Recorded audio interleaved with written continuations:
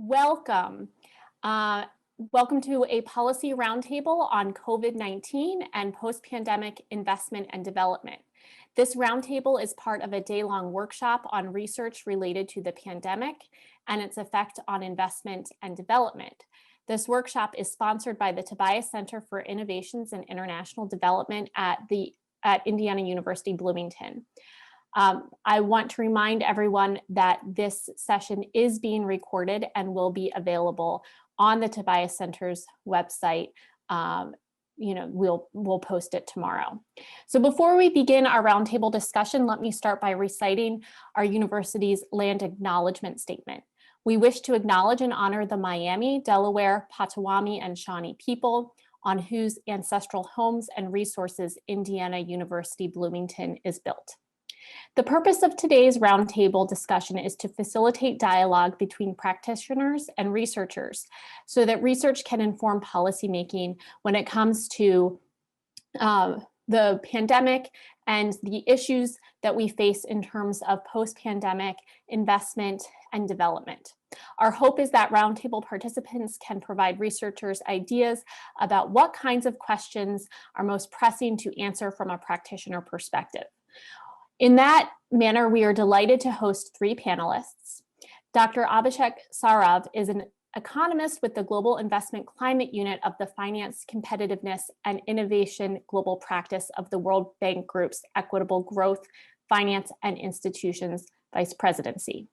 Dr. Saurav leads policy research and advisory on foreign direct investment, job creation, women's economic empowerment, and industrial development in developing countries.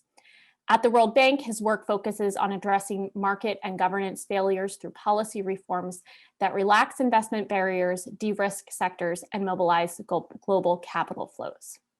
We also have with us today, Bostjan Skylar, who is the CEO of the World Association of Investment Promotion Agencies.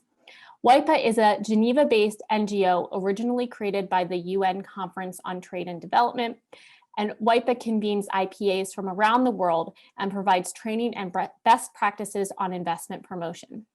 Before leading WAIPA, Mr. Skylar was the director of Slovenia's IPA. Last but not least, we are delighted to welcome Brooke Guven, senior legal researcher at Columbia Center for Sustainable Investment, or Ccsi. Ccsi is at the forefront of research and policy advocacy related to sustainable development. Ms. Guven is a lawyer and legal scholar, and her focus at Ccsi is on sustainable investment, helping to shape how treaties, domestic laws, and contracts that govern international investment can improve the ways in which countries and communities benefit from capital flows. Our roundtable today will proceed in the following manner. Each panelist will provide a 10-minute overview about the challenges related to COVID and post-pandemic recovery from their perspective. Then we will have a moderated discussion. Audience members are encouraged to submit questions in the Q&A box. You can also submit it through the chat, but if you can, we'd prefer you to submit it through the Q&A. We have until 1:30 for this dialogue, which we really hope we can move into a back and forth where we can discuss what is most pressing when it comes to post-pandemic recovery. With that, I'd like to turn it over to Dr. Saurav to start us off. Thank you. I'll be sharing my screen, so give me just a minute to get started.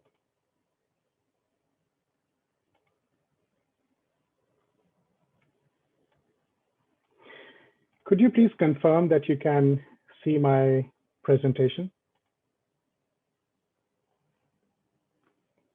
Great.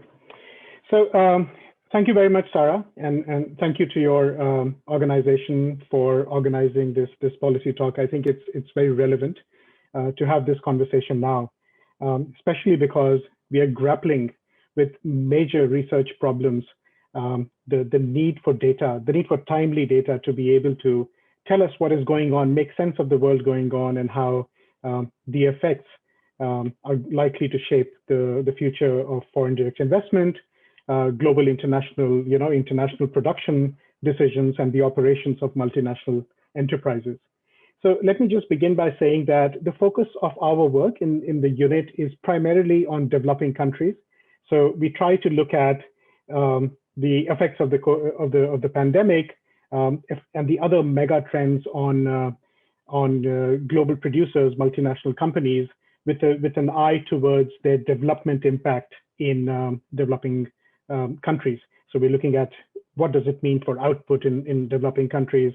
How do they affect the employment situation? What about productivity growth? So that's the backdrop with which the lens with which we view the world, and the research reflects that selective view. So I want to spend the next few minutes on high-level picture. What do data tell us of what's going on? So we have been in the pandemic for now over a year. More than 90% of the world is reeling in the recessionary effects of the pandemic. So based on recent data released by UNCTAD, we know that in 2020, in relation to 2019, FDI inflows dropped by more than 40% on average, but I think the average here hides quite a bit of interesting information. So the effects have not been similar across the developed and developing countries. I think most of the inflows have reduced to the developed world, and we see that this decline, this drop off in FDI was experienced less so in developing economies. Now we can go more into what those economies were, but for comparison, it's quite interesting to note that developing countries experienced only a 12% drop as compared to the average of 42%, especially, and then you compare it to the developed economies, it's a different picture. So just wanted to kick us off with this interesting statistic. So when we look at FDI inflows in developing countries, we call them low and middle income countries, and we have limited data on this. There's always that challenge, but I think this chart is informed by data from about 55 countries. So we know that inflows to developing countries contracted in the first half of 2020, in the period when everybody started experiencing the lockdown effects and the supply shocks from COVID. In the first half of 2020, it was just above $70 billion, second quarter of 2020. But we see already a plump rebound in some of those numbers, which is promising. And the idea is that in a very relatively short period of time, we see that they are rebounding to over 100 billion, 113 billion in the third quarter. Of course, data limited only for a few countries. And if you look at this rebound, what explains the rebound? So what explains the rebound is that the story is quite different. All developing countries are not experiencing the same story. The story from China and India kind of dominate the picture. And I think there's a lot of commentary in the media as well, how some large multinational companies are using this crisis for strategic shifts to some extent, but also to make some of these investments that had been in the pipeline. So one thing to realize in this is, why do we expect this rebound, and what explains it, is that entering into the pandemic, the world in 2019 was not very good and supportive of FDI. The levels of FDI were generally quite low. So to expect a rebound is of course welcome, but I think that context is very important. We are doing similar work, which I'll be presenting in the coming slides, but the idea is we want to unpack some of these numbers to be able to link FDI data to multinational companies. So next, so we have data from FDI markets on greenfield, the new establishments that go to developing countries, on greenfield FDI announcements. So we know that the impact of the crisis on greenfield projects have kind of eased in the last quarter of 2020. This is recent data, which is not yet published, but we are going to publish in the next couple of weeks. So you see that upswing at the end, on the right end of the chart, and that's what is encouraging. It's still in negative territory, very clear to see, but I think it is on the right trajectory, and I think that's good for developing countries. And after a decline, just to kind of translate this, after this decline of excess of 75% year on year, in the second quarter, now we are looking at kind of 56% in the fourth quarter, and improving over time. So in which sectors do we experience some of these? So I think the sectoral story, in addition to the developed world and the developing world story, and inside the developing world, China and India story, there is a sectoral story to appreciate. So the story really is country sector, right? And if you see the multiple trajectories. So we know that IT and communications is quite up. Look at the number. I mean, I've tried to highlight on the slide for you. The growth rate is 18%. So for a variety of reasons, there is a technological revolution underway. It has been further expedited by COVID-19 because anything and everything now is subject to information technology, communication, automation, artificial intelligence, and so on and so forth. And then the sectors that have been relatively less affected positively or negatively are those related to retail, trade, utilities, finance.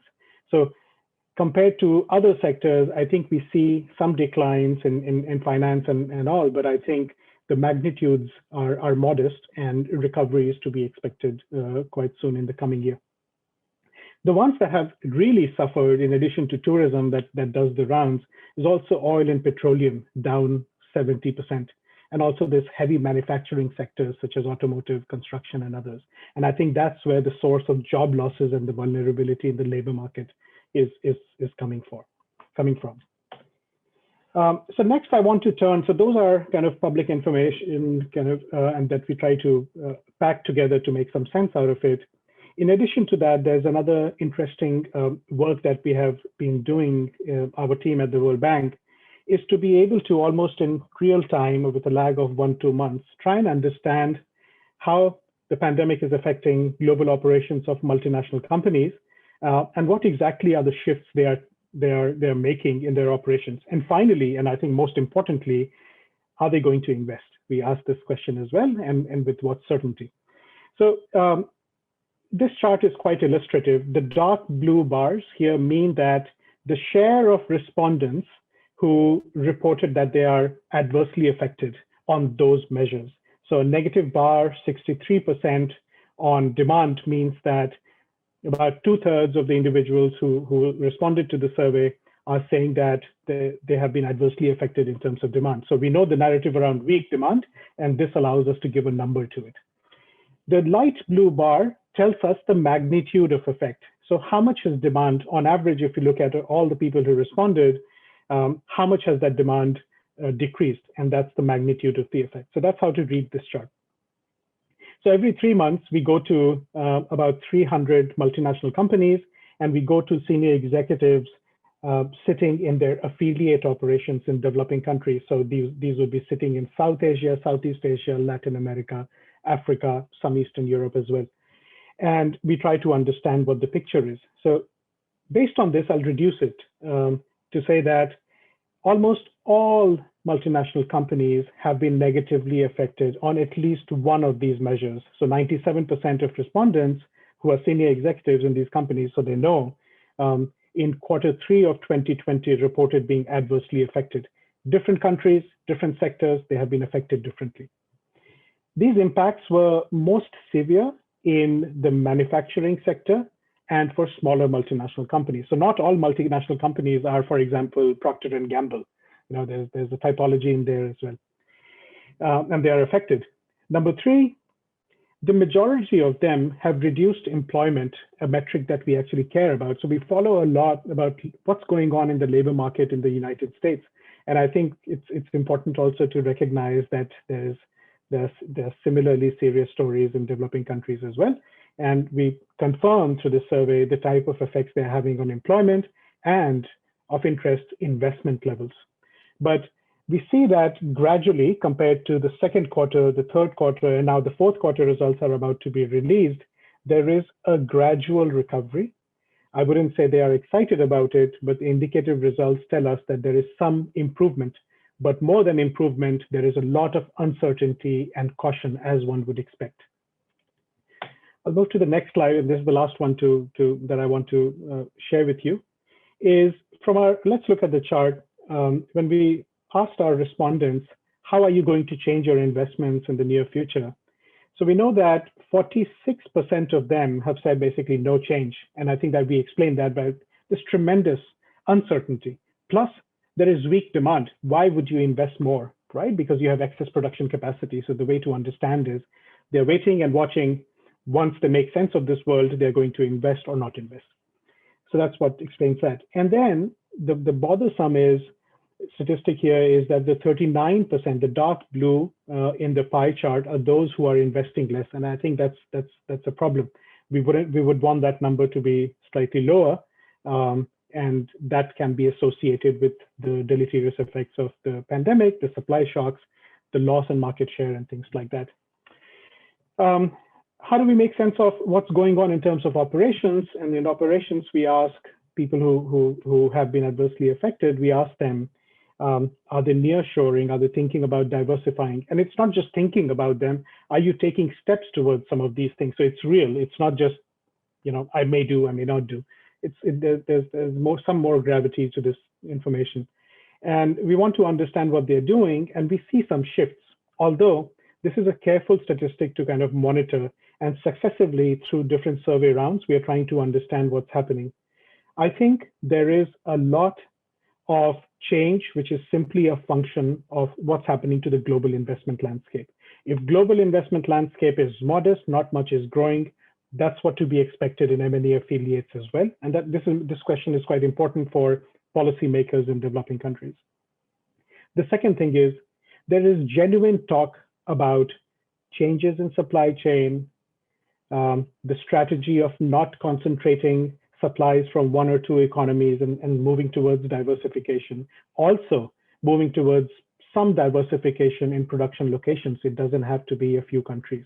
But we are watching this statistic, and please look out for the fourth quarter where we'll be releasing some very similar numbers.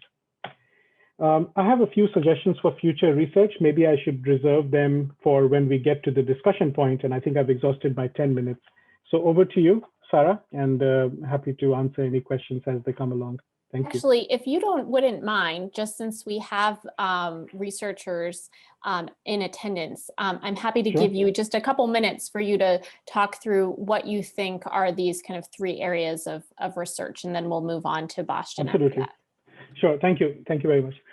So these are the three areas where I think most value can be added with the limited time we have to respond to some of these things. So as we know, foreign direct investment is part of the story of global value chains.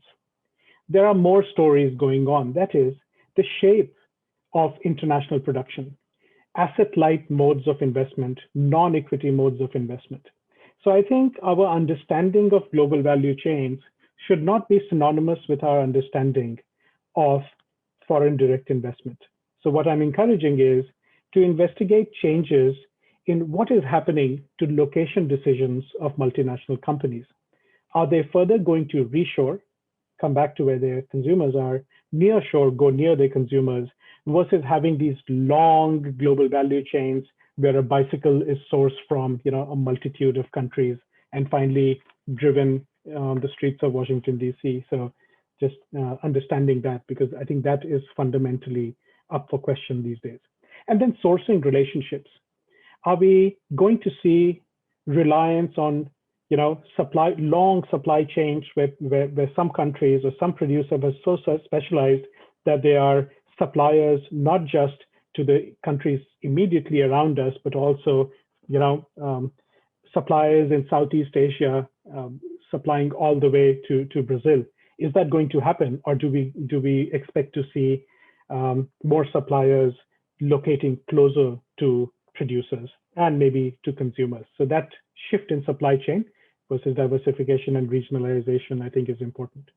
And finally, on the governance of international production, multinational companies have always had this choice. Do we want to have a subsidiary in a developing country, or do we want to simply contract out production or under a license agreement to other producers, which quite often happens in the textile industry, where Nike does not really produce, Nike as an example, does not really produce, it contracts out the production, versus Procter & Gamble, which may want to produce its FMCGs, fast moving consumer goods in developing countries, depending on the local taste and things. So that shift needs to be studied. So the canvas has to be broader than FDI, I think, is a clear message, because there's so many changes going on. Number two, to complicate our understanding of this research, we are often faced with the challenge of isolating the effect of the pandemic from the effects of the various big shifts going on in the world. Are we seeing some of these changes in global value chains and international production because the pandemic came about, or are we seeing it because there is a natural concomitant force or push towards automation? We do not know. We need to be able to isolate these effects to be able to understand the implications. So that's the thing on megatrends. And I think some megatrends that we care about closely, of course, there are many that we should care about, and some come to mind is technological advancement happening too fast to be avoided. Number two, the sustainability, the climate change imperative. Sustainability is reflecting in consumer preferences. It's reflecting in how supply chains are organized. So we need to be able to see what that means for international production. And I would say what that means for private sector production at large. And finally, the third one is related to the ongoing debate about policy uncertainty from trade barriers, from investment regulations and others. And finally, to understand the policy implication of some of these changes, I think it has great descriptive value in understanding how global value chains may be transforming, restructuring, and supply chains are moving. But the so what? How does it affect developing countries? And then to reflect in the light of those changes, the kind of policy changes we are seeing in developed and developing countries in terms of tightening FDI regulations. There is this push, and it is being documented and monitored, towards more restrictive foreign direct investment regimes in several developing countries, and now, developed countries, and now we see that there is an upsurge of similar restrictions, maybe oriented differently, even coming from countries such as China and India. So I think there's a general rise in restrictiveness going along, and it has serious policy implications. So that's the area of research that I could identify to add most value in this time. I think I've exhausted my 2 minutes again. Thank you very much. Happy to take questions. Thank you, Abhishek. Bostjan, would you like to go ahead? And Abhishek, if you wouldn't mind unsharing your screen. Thank you very much, Sarah. And it was really great to listen from Abhishek, and always we value the colleagues from the World Bank Group and all their research.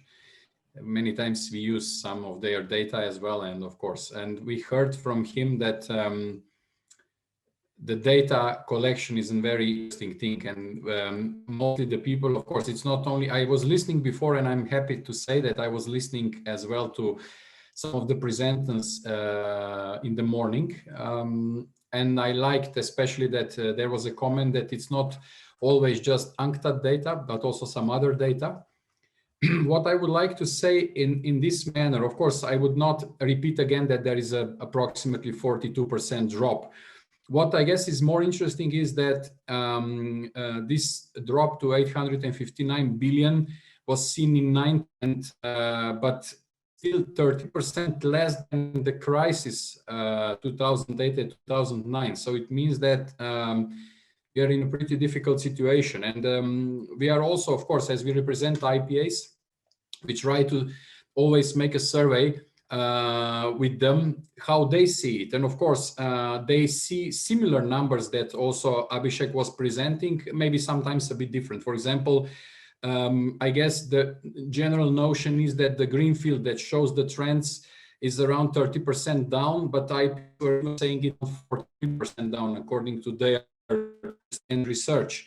And of course, developed countries suffered the most, and developing we heard 12%, but I believe this still doesn't give us a comfort to say that we are fine. And recently, one survey that I came across of the World Economic Forum, which is, I would say, pretty much encouraging, is that it's not, okay, it will not be a V return, but it will be, let's say, like kind of a flat U. So which gives us some kind of optimism that we will be able to go, let's say, further and build back better, as it's very popular recently.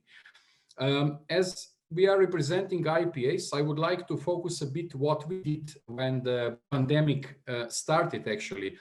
we immediately made the research and tried to understand not just how the IPAs responded, but as well, were they under some administrative threat, for example, because of the COVID. And we realized that 8% of them, of the respondents were saying that they might face even the total closure of the agency, which is a surprising surprising information, considering that FDI should be the helpful to bring back the economies and let's say restructure our FDI situation. Let's say 50%, 50 to 55% approximately was the budget cut. They were expecting some salary cuts and as well loss of authority. And of course, there is very important to say that IPAs showed their performance, and they are I would say the champions of this situation, trying to assist governments on one hand, of course, feeding them back the policy. And here I must say that what we are trying to do as well with the World Bank Group is to focus on the advocacy. So trying to showcase as well how IPs and their governments responded to the difficult situations and what kind of reforms they implemented to assist investors and to help them. Beside, of course, the aftercare that is the most appreciated activity currently among the IPAs, of course, to mitigate the negative impact of the current situation to the existing investors. And we all know that over 50% of the existing investors might be the one who will invest in the future, despite of the difficulties and the, let's say, negative impacts that the COVID is bringing. We heard already that sectors that were the most affected, of course, were, let's say, hospitality, hotel business, flight industry, anything what is connected to tourism. But on the other hand, we realized that some sectors has a huge potential. And we heard already from Abhishek, so I will not get into this anymore.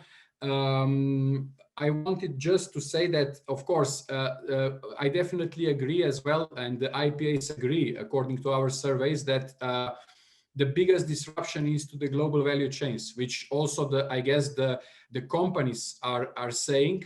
From the IPA's perspective, it's not seen very clearly if this so-called reshoring or nearshoring would happen over the night, but definitely IPAs are putting attention into this. They are looking at this, and they are following very tightly what will be happening in the future. So how IPAs responded was that immediately they made some, I would just give some couple of examples. So it's needless to say that everyone shifted immediately to online activities, even site visiting, selection of locations, everything went into online, especially with the use of digital technologies. Many of the developing ones had an issue because they were not tech savvy to be able to actually be able to simply switch. Even we as WAIPA, to be totally honest, actually, we needed to adjust our let's say technology, how our web page work. We immediately created, for example, Invest India created a recovery platform. Many other IPAs immediately started, so they were more or less 24 hours available for the investors and for their governments, and even to public, to feed them back with relevant information. What they realized from all these things were that they need to revisit the strategies. They need to probably prioritize sectors, because one of our surveys shows that there is approximately 11 sectors that IPAs believe they are a priority. And we all know that that many sectors cannot be priority sectors. So we always recommend them to have it less, let's say up to 5. So this means that they were needing to go into reprioritization of the sectors, of course, also on the governmental level. They needed as well to maybe redefine their KPIs, to become more lean organizations, to be able to cope with the situation. And we all know that they have a lot of mandates. Again, according to our survey, in average, around 11 different mandates. So it's not only investment promotion, they deal with SMEs, they deal with some of them even the subventions, some of them with some legal aspects as well. I don't know, getting it work permits, construction permits. So they needed to, and they are of course still doing it. They are redefining their structure, their positioning within the governments, their connections with other agencies. And we all know that a lot of governments put a lot of financial support to their economies, to their companies, to existing companies, to be able to overcome these negative impacts. And of course, less money comes for the institution within their structure. So they needed to become more, let's say, lean organizations. So how we responded as WAIPA as well, we put all the attention, of course, on the webinars. We put all the attention on, as I said before, also to take a look on the aftercare, take a look on the advocacy with all our stakeholders, having in mind World Bank, let's say, all United Nations agencies, putting attention especially to least developed countries, because we know that they lack these skills and all these things, and the talent and skills are becoming one of the most important features and will be even more in the future. Of course, it's not easy always. We know that Costa Rica, for example, is very advanced with this, and they are putting they restructure their economy throughout the years to be able to respond to different challenges, not just now because of pandemic, but even before. And many IPAs, especially from the developed countries, will need to respond to these challenges, and they need to get more, let's say, digital literacy and everything. So this is what I believe is one of the most important things, and we responded as well to make different maybe trainings, different capacity buildings to assist them. We put a lot of attention on the regional cooperation, so IPAs from different regions, bring them together. Our steering committee became very active actually to make the, let's say, regional meetings addressing the regional challenges. And with this, we are trying to map the ideas globally. So how the IPAs are responding, what, for example, they believe it will be in the future. Speaking about SDGs and of course sustainability, let me conclude with this, is that we all know that there are not many IPs who are totally, I would say, aware of the SDGs, or their governments are not putting enough attention to SDGs. But with the pandemic, I guess this is a great opportunity to rethink what sectors, especially the ones that will contribute to sustainable development goals, let's say to the environment, to different kind of challenges. Now we are recently hearing about the gender equality and all these things. I believe they are focusing into this and they are going into this direction. But of course, they need a lot of assistance from institutions like us, like the World Bank, especially academia. And I guess all research that I heard today will also bring some certain knowledge that we are all missing, and hopefully the data will be more available in the future. So I would stop here, and I'm available later for questions. Thank you much. Thank you very much, Bostjan. Brooke, we'd love to hear the perspective from Ccsi. Yeah, hi, thank you. Nice to be with you all today. And Bostjan actually set up the sustainability points that I want to talk and focus on perfectly. So thanks for that, Bostjan. So Ccsi focuses really on the sustainability of investment. And I'll talk a bit about that today and sort of bring the discussion to a kind of high level in different elements of investment governance, where I think sustainability could be a good focus in COVID recovery. And I'm happy that we're actually talking about recovery. And a lot of that, in those discussions, we're hearing a lot about this concept of building back better. So I think it's important, as we think about building back better, to understand what it is that we mean by that phrase and what it means for investment policy and governance, particularly from a sustainability perspective. So better implies that we must build back differently.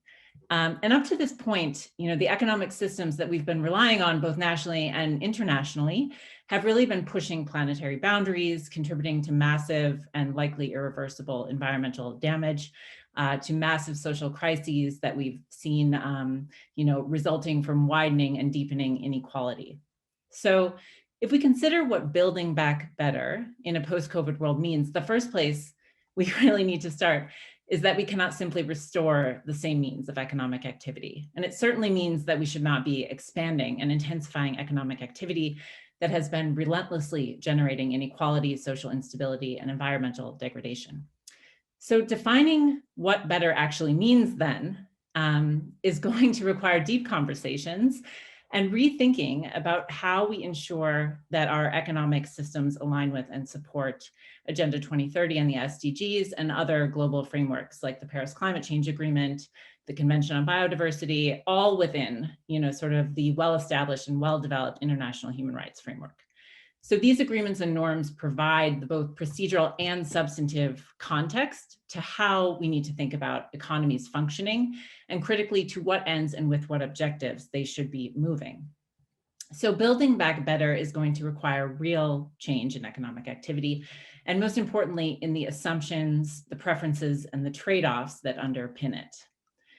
Building back better is going to require a new appreciation for how how value is defined in capitalist societies, and how power and voice are allocated, and how all of the externalities that accompany capitalism might be more appropriately internalized and reorganized. It's going to require reallocation based on broad and coordinated efforts by government, business, finance, labor, and other social actors. And I think most relevant to today's discussion, building back better is going to require deep engagement of and with the private sector, because the SDGs cannot be achieved without the private sector. But I think in that vein, we must also recognize that the business sector still lacks clarity on what SDG alignment means for its activities. So while many major companies are implementing sustainability improvements, many now boast about and report on their sustainability performance. At the same time, they are still contributing to worsening environmental and social outcomes. And in many cases, they're using their political power and influence to prevent real change being actually applied to them. So as many here would likely agree with, there is a fundamental role for government policy in advancing a post-COVID recovery and sustainable outcomes. And this is where we can look encouragingly to things like the European Green Deal and similar efforts in other countries and other regions that really look to holistically shape how society functions, what the role of private capital should be, and as well as the relationship with other actors in those societies.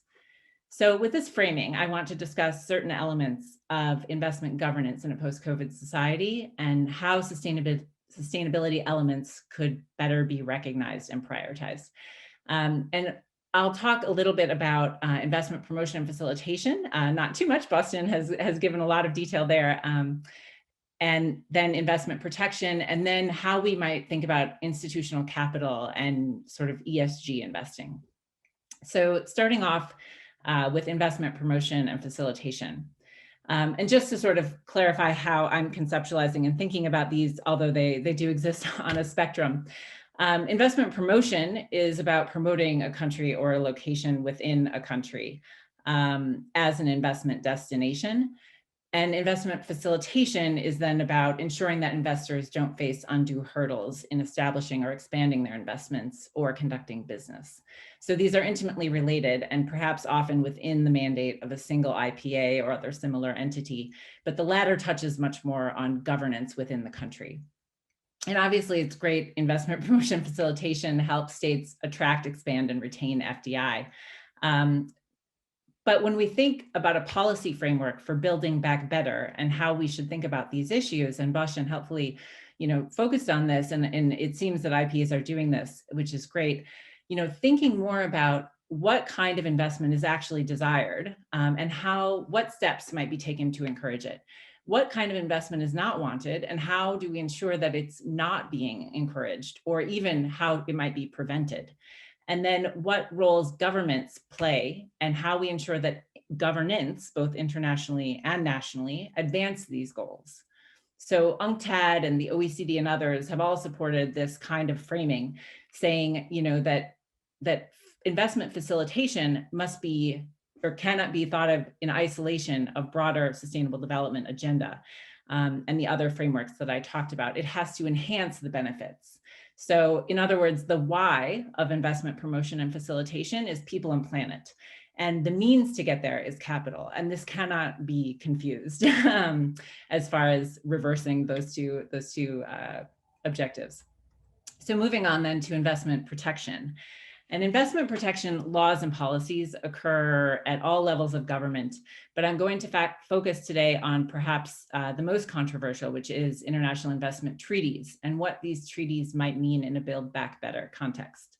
So many here will know that investment treaties set forth obligations with respect to how governments must treat foreign investors, and they also grant foreign companies the ability to directly sue sovereign states in international arbitration, also known as ISDS. There's no domestic exhaustion requirement for these lawsuits, and the awards of arbitration are highly enforceable around the world.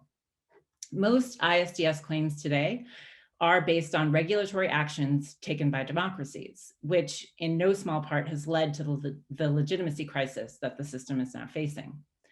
And that is partly because victims, for example, of human rights abuse must spend years litigating in domestic courts before they can approach an international tribunal, and other kinds of international disputes are typically state to state, not private individuals or companies suing a government.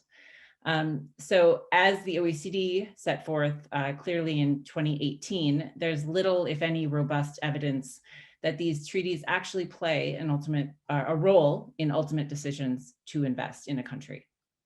So to my mind, this system is perhaps one of the most egregious examples of the ways in which capital has been prioritized above other objectives in our current economy.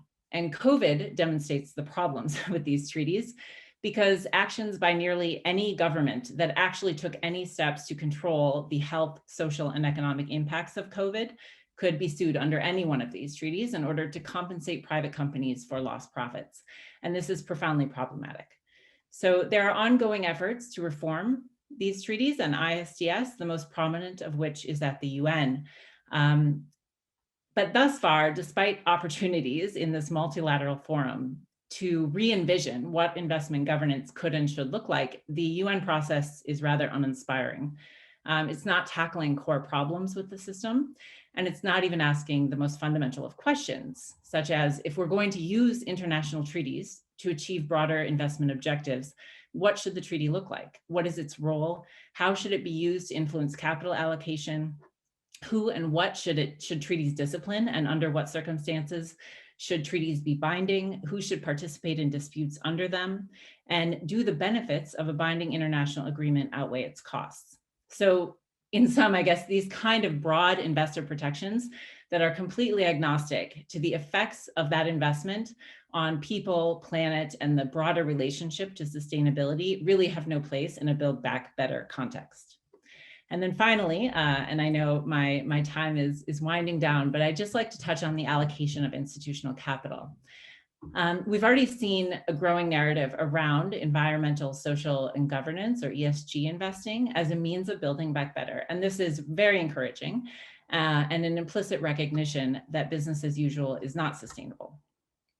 And it's particularly, I think, because of the proliferation of these ESG funds and frameworks that it's important to look very closely at what ESG does and what it does not do. ESG is a metric that still very much works within today's capital structures, and it aims to maximize shareholder value. For example, ESG criteria highly award tech companies, which also tend to pay some of the lowest corporate taxes. A company like Coca-Cola could score very high on ESG frameworks, but be producing a product that's extremely harmful to society. And oil companies that have some element of a reasonable transition plan can benefit from ESG-oriented capital based on very or potentially scientifically questionable commitments and definitions. For example, what does net zero actually mean or require? And at the same time, maybe lobbying against climate regulations.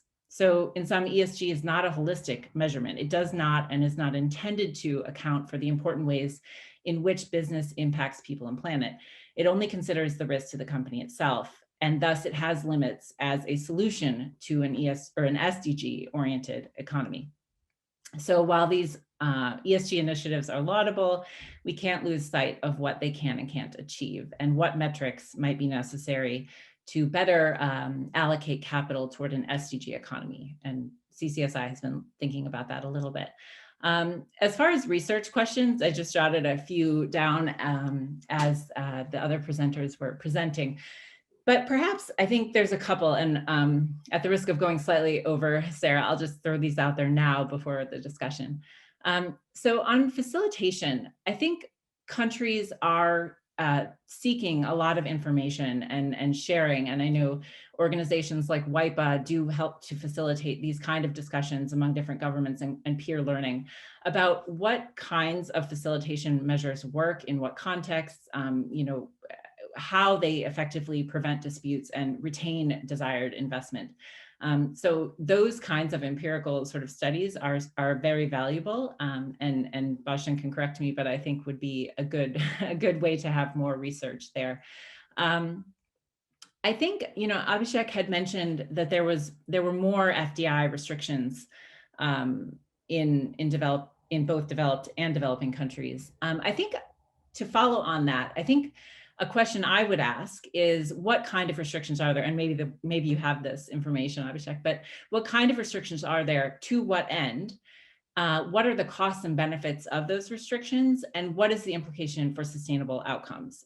You know, it may be that some restrictions might be valuable toward that end or not. I think those are important questions to be asking always, but also in particular in a post-COVID context. And then I think there's a couple of questions on, you know, how that will unroll as the crisis continues, hopefully not too much longer. But I think how governments are thinking about and using incentives, both financial and regulatory, in response to this crisis to attract or keep investment will be an important question for, it would be important data to have, I think, back to the data question. And then finally, you know, industrial concentration. I think, you know, to the extent smaller firms are suffering in this crisis and may be vulnerable to competition, reducing takeovers, you know, what are we seeing more industrial concentration as a result of this, or are we seeing FDI screening mechanisms that might be trying to protect against these kinds of things? So I'll just throw out those sort of random and disjointed research questions in conclusion. So thank you very much. Thank you, Brooke. So a really, I think, wide-ranging conversation, but there are clearly some points of agreement, but maybe also some interesting points of tension in everyone's discussion. I saw that there was one question that came through that Abhishek wanted to answer, and then after that, I am monitoring questions from the floor. If you have a hand raised, just know that our understanding from our tech is that we can't unmute you. So if you want to ask a question, please go ahead and type that question into the Q&A box so that we can address it. I also have some questions that I'm happy to ask to the panel. They've certainly piqued my interest. So Abhishek, did you want to start off with answering that one question? Yes, sure. I think the question was related to the survey responses and what types of companies were included in the sample. So I think I responded in writing. I don't know if it ever made it, but the idea is that we were highly encouraged to see that M&Es, multinational companies who represent significant global market capitalization, were reflected in our sample. Just to name a few, we observed Microsoft, Amazon, Panasonic, Toshiba, Procter & Gamble, Wipro, Information Technology, Bajaj Auto. So both a mix of developed country multinational companies and also those originating in developing countries. it's a long list. I think the list I shared about 10 names on the chat window, but major multinational companies were covered in the sample of about 300 that we have. This time again, when we are going to publish these results, we are going to also look at who is now responding to us, and we are confident that we are reaching the right type of respondent. Thank you. Wonderful. And I do see that there's a question in the chat that Brooke has addressed about investment facilitation negotiations at the WTO. And I think kind of talking through that would be really useful. But before we do that, I wanted to ask a kind of bigger picture question. Because when we think about kind of this connection between policymakers and practitioners and then academic researchers, oftentimes, the kind of distinction is the policymakers are really interested in these sort of like more normative issues, and researchers are there grinding away, just seeing what does the data tell us. But of course, what we have seen in terms of how research in political economy around like things like global cooperation and investment flows has proceeded is that there tends to be this idea that we're interested in understanding how governance institutions and international cooperation affects investment flows, with this kind of background normative assumption that investment flows are good because they lead to growth. And I'm wondering how we might want to rethink what the goals are and what kinds of international cooperation are Pareto improving versus those that have too many negative externalities, to sort of build off of some of the concerns that Brooke mentioned. And to make this very concrete, Abhishek mentioned that there was about a 70% decline in FDI in extractive industries and extractive, like in oil and gas and in heavy industry in 2020. So I guess my question is, how do we interpret that? Is that a bad thing or is that a good thing? Who wants to start off with that? I'm happy to, Brooke, if you, yeah. Just since you brought that statistic. So there are two parts of this, right? So there's the trend, in which case in the hydrocarbon space, we registered a decline in foreign direct investment in 2020, which I think indicates towards weaker demand. And that's what explains that statistic if you were to look at it. I think an interesting fact is that as demand recovers, is now FDI going to spring back with the same kind of path dependence that it has in the same kind of patterns that we have? And I think the important policy question to ask, as you were asking, Sarah, is should it be conditional on a minimum set of goodness requirement? Call it ESG, call it equality enhancing environmental orientation. So I think that look, there is I think clear direction evolving from the work on international production, from I think economic activity in the private sector itself, that the building back better type of argument is going to have to take into account the ecological issues that we are dealing with. To the extent that foreign direct investment, which is a major part of this, it's the capital flows that determines or reflects multinational production, to the extent that this has a role in that private sector activity, the technologies that are used, the outputs that are being produced, where they are being produced, it has to be conditional. So I think what I'm trying to say is that, yes, a minimum requirement would be a welcome addition. I think the policy feasibility of doing that too rapidly and too enthusiastically is going to backfire. So there has to be this elegant mixture of both these objectives of environmental sustainability, and that doesn't have to come only from international investment agreements and treaties. There is a significant role that domestic economies have to play as well. That is the host countries, because environmental regulations in those countries are primarily regulatory mechanisms to control the extent of carbonization in the production that the private sector engages in. So I'm going to pause there. Maybe hand it over to Brooke, who may have something to reflect on this. Yeah, thank you. And thanks for the question, Sarah. I think there's a few different parts to your question.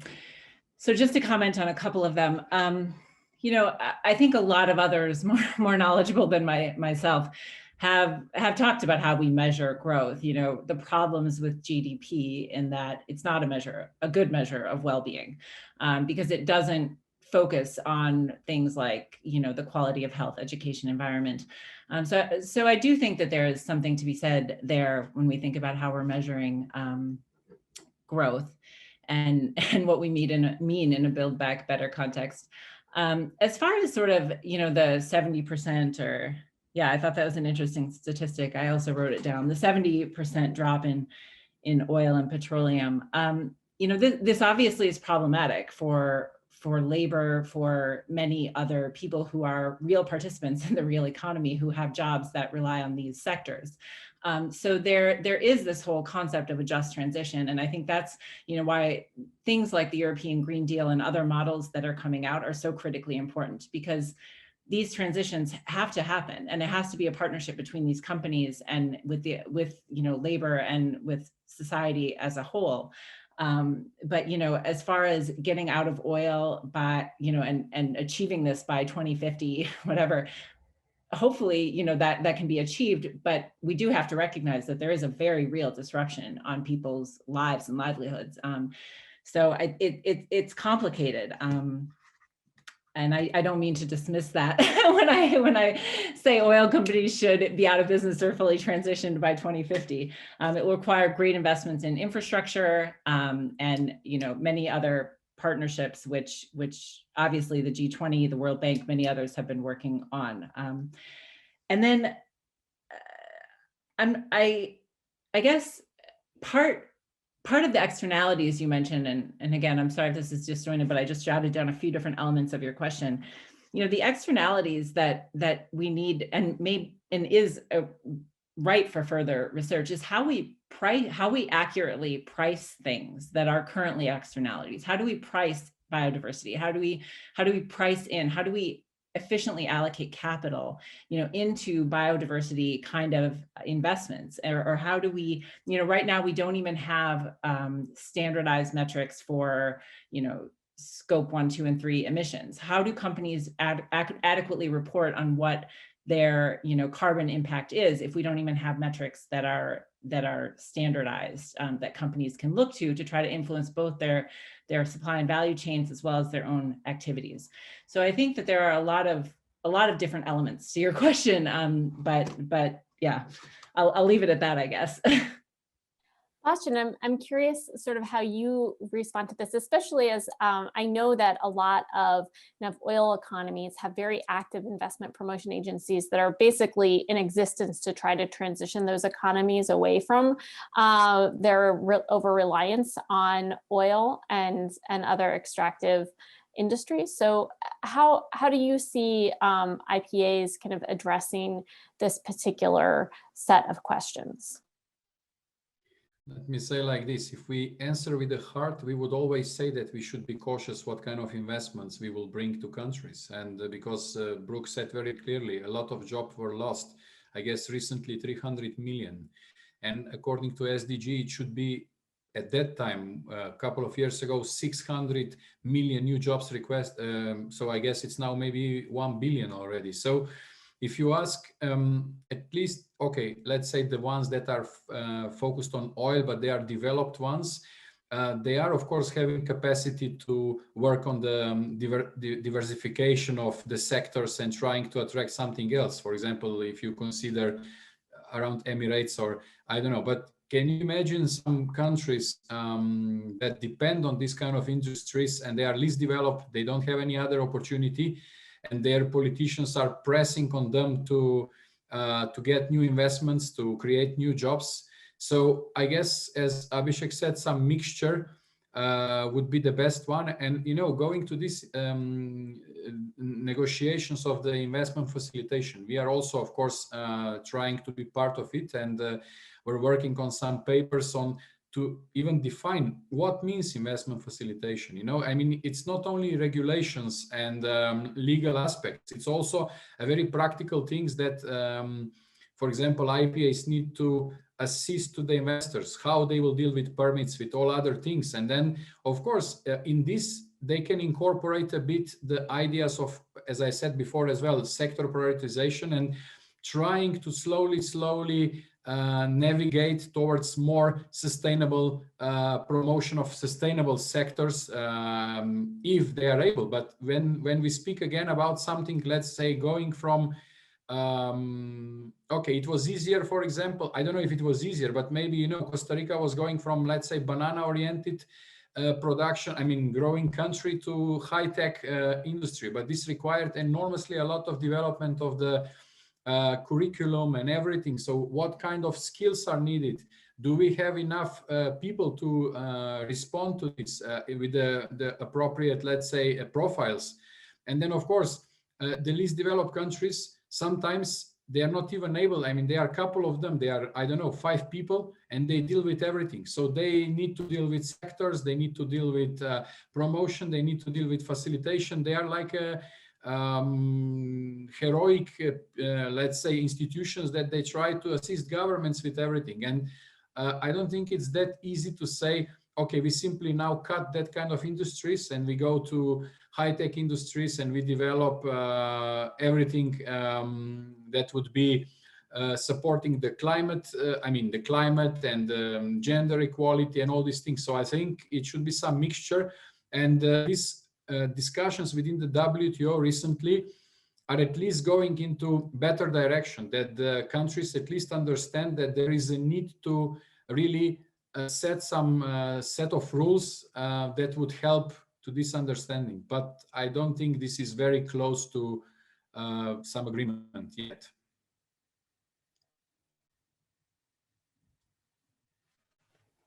Okay, and we do have from in the Q&A, one participant mentioned that there are some interesting findings that even when we're looking at investment in the oil sector, we can see that there are positive externalities there in terms of crowding in other types of FDI into other sectors and that boost employment. So it is another reminder of how the transition toward, like, away from some industries, particularly carbon-oriented industries, into others is a tricky one from a kind of social desirability perspective.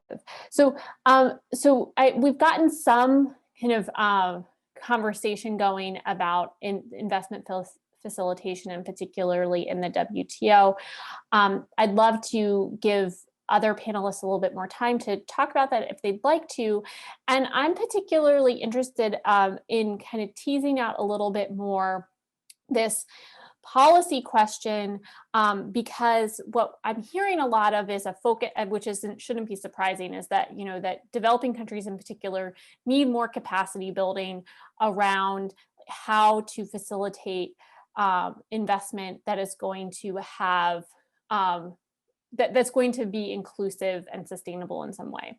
But at the same time, another issue that we kind of are grappling with in our political economy is the reassertion of state power in some ways that are not super great.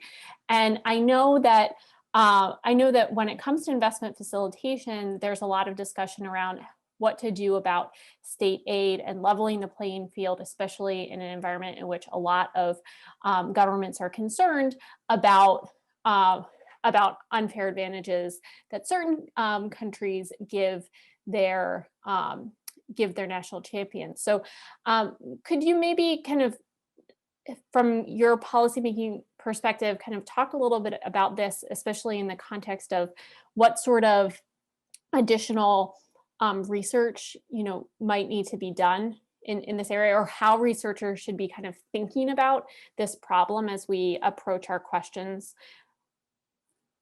I know that was a lot. That was a very multi-step question. Abhishek, do you want to jump in and start piecing through that? Do you want to identify that part of the question which you want me to respond to? Because there are 2 or 3 constructs just floating around in my head. Yeah, so first of all, the original question, which is about kind of how should we think, like, what's going on with investment facilitation discussions at the WTO, and, you know, do we expect the US and India to get involved? But more broadly, how do we think about kind of balancing these perspectives of trying to build more state capacity around investment facilitation while also putting in place rules and expectations about limiting the ways in which governments are allowed to support their own firms? Right. Maybe somebody else should take this question. I do not have expertise in facilitation, so maybe somebody else from the panel can take this question.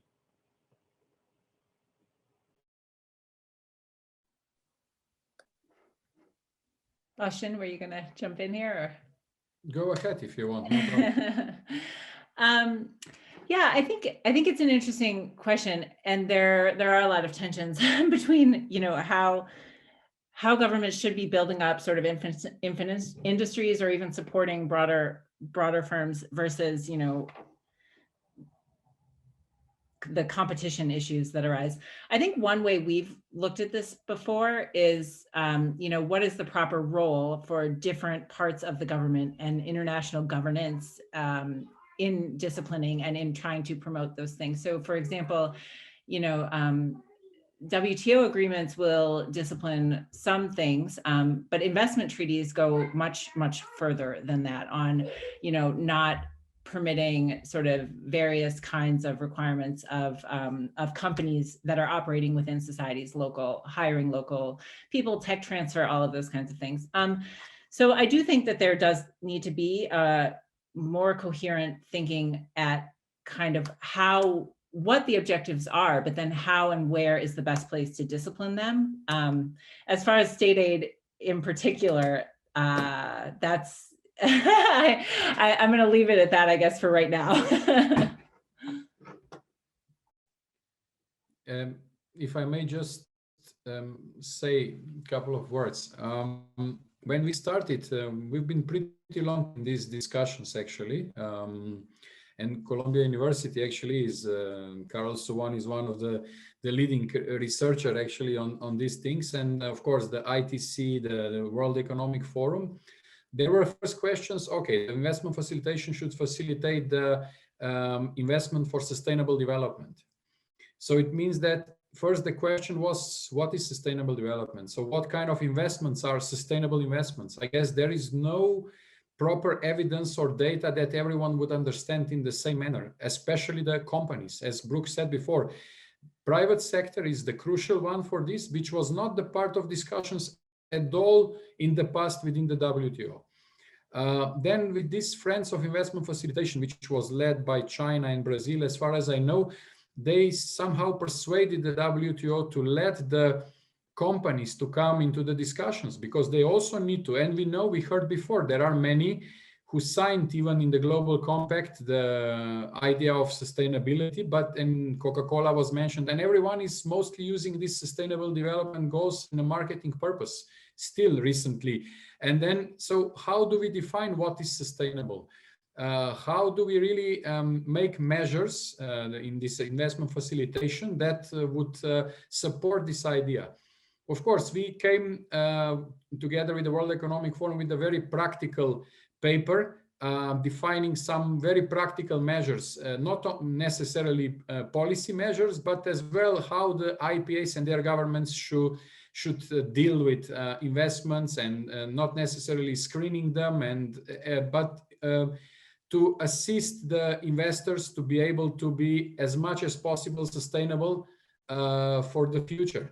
But I guess the researchers, as you asked before, Sarah, is maybe this kind of data. What means sustainability? So what kind of measures in reality are needed, and that it would be accepted by, on one side, governments, and on the other side with investors as well? Because we can't simply say this is the rule, then investor will say, okay, so I don't open my pocket and give the money for the investments if this is the rule. So I presume some governments, okay, I don't want to answer the question if US and India will join to this. By the way, India is participating in some discussions within WTO, but maybe a bit less positively, because most possibly big economies, same as US, are more cautious with this, because then they will have a pressure from their local economy on now with all these mechanisms, measures, rules, there will be less encouraging for the investors to invest. So I guess this is the part where the academia can step in. Thank you. Abhishek, did you want to add in here something? Yeah, I just wanted to kind of echo that comment, that the understanding of what is a green sector, subsector, or activity is quite basic at this point.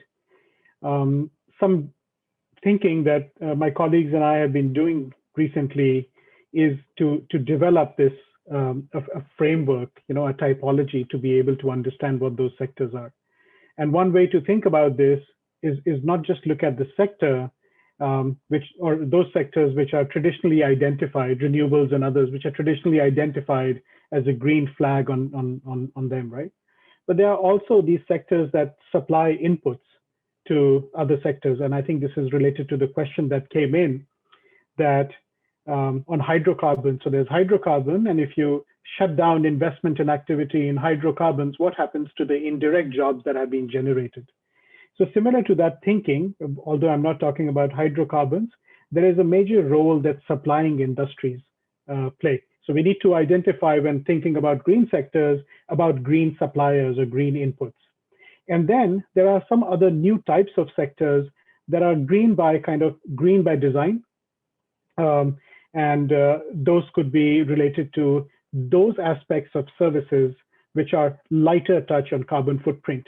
So that type of IT services type of firm, which in its production does not have carbonization, except the fact that they have data centers which are known to be major polluters around the world.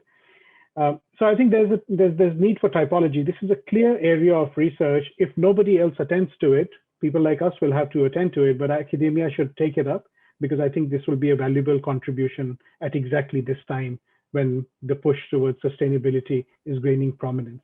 Thanks. Could I just jump in? I just wanted to actually completely reiterate that.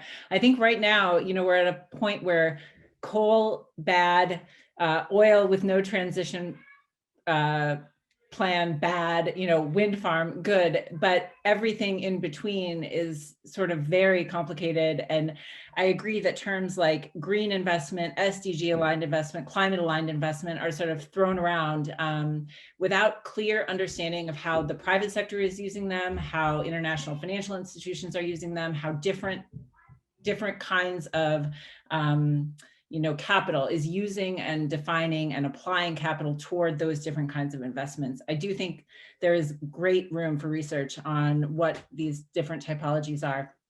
And as far as sort of returning to Bostjan's kind of comment on what is a sustainable investment, I also think there's a lot of room for research there, because it will obviously vary, by sector, by the SDG framing as a whole, because you do have to take into account these transition issues. What is the effect on labor? What is the effect on all these other things? We've sort of started at Columbia to try to come up with a framing of what an SDG alignment might be, but I do think sectoral and different kind of research on these issues is certainly needed and welcome, so that different industries can understand what their expectations are and against which benchmarks they should be tailoring their production processes to. So, food or transit or other kinds of different sectors would be super useful. If I can just say a word, it's not only about the green sectors. It might be as the first step, the green approach to already existing activities. So to make it different what we are doing now, and maybe with this slowly contributing to this understanding of sustainability. Okay, thank you. So I want to, seeing that we're getting kind of close to the end, and given that I think each time that we pose a question, there's a lot of interesting back and forth, and I want to give people plenty of time to answer this. This workshop is about COVID-19 and post-pandemic investment and development.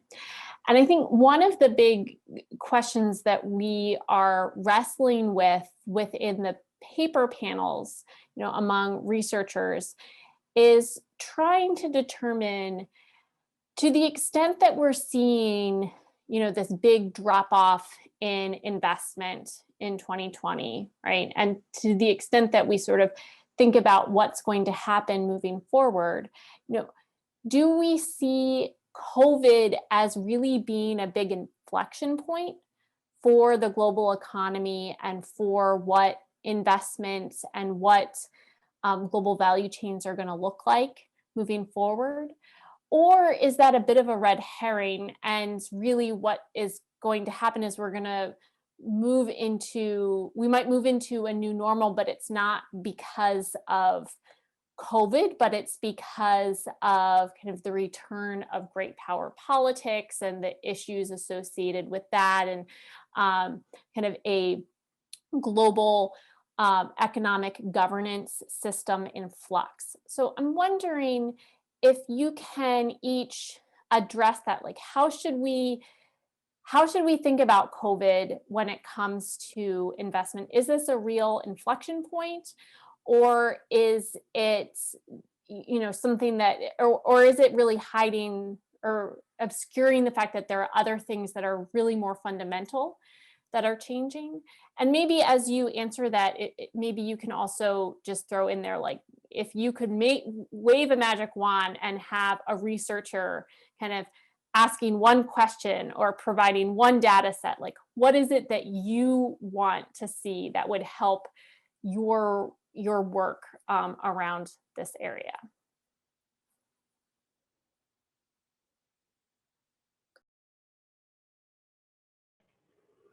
Any preference for order? Since everyone gets a turn, I'm happy to begin. No, so this is a very good question. We've been grappling with this question also. The importance of COVID, its role as a mitigator or accelerant in what was already going on in the world. I touched upon very briefly in my presentation, there are a lot of trends in FDI. Some have called it a secular decline or stabilization with periods of volatility. Can be traced to, and I think, Sarah, you alluded to that, the policy games, the policy uncertainty. What is the next big trade tension that one has to ward off? So there's that. So these mega trends have formed the backdrop of global production decisions. There's no doubt about that. So I think the main question to ask is, to be able to understand the future of production and of foreign direct investment, we really need to get a better grasp of the transformations that are taking place within industries, within sectors, to assess to what extent the different trends are affecting production within. So what is the role of technological advancements on production, let us say in textile, food, and other services, automotive? Then what is the role of COVID as distinct from all those others, and has it been an accelerant? If it has been an accelerant, data would automatically reveal to us that it has been an inflection point, which means that if it served as an accelerant for adoption of technology enthusiastically, we are most likely to in hindsight, be able to reflect on it and call it an inflection point. Similarly, I think COVID has contextualized the policy uncertainty in many ways. I alluded earlier to trade barriers. So trade barriers, investment barriers, the nature and shape of those barriers clearly have been affected by COVID-19. Take, for example, the national security type of restrictions on investment that have been raised. This is not out of the blue. It is clearly a doing or a contribution of COVID-19. In the counterfactual case, in the world where COVID would not have happened, of course, we would probably not see some of these national security related concerns about hostile takeovers and fire sale FDI. So I think that's the answer, that it will be difficult to disentangle, and analytically it's challenging to be able to isolate. But at the same time, there is no doubt that COVID is going to have an effect when it intermixes with those pre-existing mega trends. In terms of mega trends, I also want to note that the ones that I mentioned in my presentation are only a few. There are many other stories going on. In fact, growth aspirations of developing countries are being revisited. That itself can be taken as a trend. For example, you raised an earlier question, growth at what cost? And I think this question is going to be visited in different countries differently. We know that this question means different things in developed countries, and it should not, by extension of this argument, mean the same in developing countries. They have not had a chance to carbonize, and hence their views on carbonization are different. By extension, their arguments on decarbonization and the pace at which it is done is also different. We hear that in the case of China and India, that where is their opportunity to carbonize first before they can decarbonize? I'm not advocating that they should, nobody should have, but I think that position of how much to carbonize, at what pace are we moving towards sustainability is different. And finally, the point about livelihoods and job creation is very different. Job creation means very different problems in different countries. Take, for example, Southeast Asian problem of job creation, or the South Asian problem of job creation. South Asia, for example, alone accounts for more than half of the net negative employment that we see. That is, the impetus of employment creation to attend to the livelihoods, employment needs of the population there are quite distinct from those to be observed from any other part of the world. And hence, why should we not expect that their approach to foreign direct investment and facilitation is going to be quite distinct? And I would be surprised if it is not in that context. So I'll pause here, maybe hand over to my co-panelists. Thank you. Yeah, each of you can, we're at time, but I'm happy to grant you each a minute to respond. Okay, I can be very quick then. I you know, whether COVID is an inflection point in FDI, I don't know, but I think it certainly has changed how we think about the role of government in the economy, how we think about the role of, you know, how the government should be engaging in the economy to maximize benefits of corporate activity, to adjust or to protect, to provide safety nets, you know, to step in when private sector activity completely falls off or shifts. So I do think that it has laid that quite bare in very profound terms. I mean, I think there are still a lot of questions around what the government's role in industrial policy should be, but it's clear that there is a role that we were not maybe affording it over the past decade or so. I think if I gave a few questions at the beginning, I think the question about incentives is a really good one. And I think it would be interesting to see how incentive use shifts and just following the different way incentives are used to try to attract and retain FDI post-COVID would be a super useful and interesting question to know more about as far as data goes.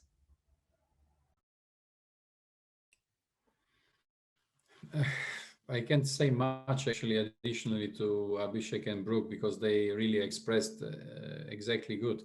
I guess the COVID showed us how vulnerable we are, how vulnerable our economies are. The trends were very negative already prior to this. We know that this FDI didn't drop just now. Okay, maybe dropped a bit more. I was listening before to your researchers in the other session, how even border closing affected, and why we are speaking about reshoring and nearshoring and these discussions. This we are speaking because we can't normally travel and send the goods normally. That's why there are these discussions. But of course, I guess COVID can help us to at least think about the sustainable factor and what investments we would like to prioritize. And again, of course, I agree 100% with Abhishek. There are some countries that they can work on this. They are not in a position for this. They need any kind of investments just to be able to survive. But definitely, I guess the research should work on this. So what will be maybe, I don't know, couple of years after this, when maybe the COVID will disappear, and would it still be this kind of trends? Can we, let's say, predict the trends? Would the trends stay as they are now, or they would become into the normal? So I guess this is where the research should go, and how to decrease the vulnerabilities of the economies, which are not vulnerable just now because of COVID, but because of all these tensions, trade wars and everything. And look in the Europe. Europe cannot even agree now, European Union, sometimes how they will deal with vaccinations and everything. So all these vulnerabilities came into forefront and are disturbing the decisions for the future. Well, thank you, Abhishek, Brooke, and Bostjan, for engaging in a really timely and important conversation. I'm sure that everyone watching live and who will be watching the recording will learn a lot and get a lot of ideas about future research from your perspective. So thank you all. And it's just fabulous to see everyone, coming together and talking about this issue of how we can think about and research post-pandemic recovery. So thank you, and thank you to our audience.